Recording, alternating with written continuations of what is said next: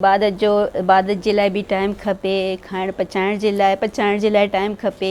हिकु न लाइ केतिरियूं डिशिस ठहंदियूं आहिनि, फरमाइशूं हलंदियूं आहिनि हिन महीने में, ॿारनि जूं घर वारनि जूं, सो सभु पूरियूं करणियूं पवंदियूं आहिनि।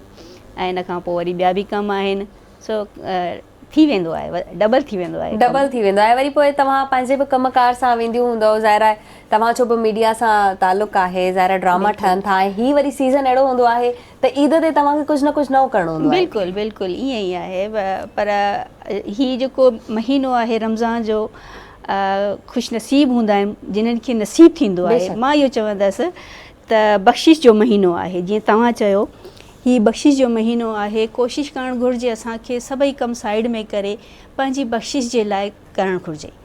इबादतूं ऐं न सिर्फ़ु रमज़ान में बल्कि कंटिन्यू करणु घुरिजे। मां त इहो चवंदसि 12 महीना ई असां ईअं हुजूं जीअं इबादत असां रमज़ान में कंदा आहियूं। सही। ऐं हीअ बहितरीनु रमज़ान आहे, बख़्शिश जो महीनो आहे। असांखे कोशिशि करणु घुरिजे त पंहिंजी बख़्शिश करायूं। बिल्कुलु बिल्कुलु, तव्हां सही चयो।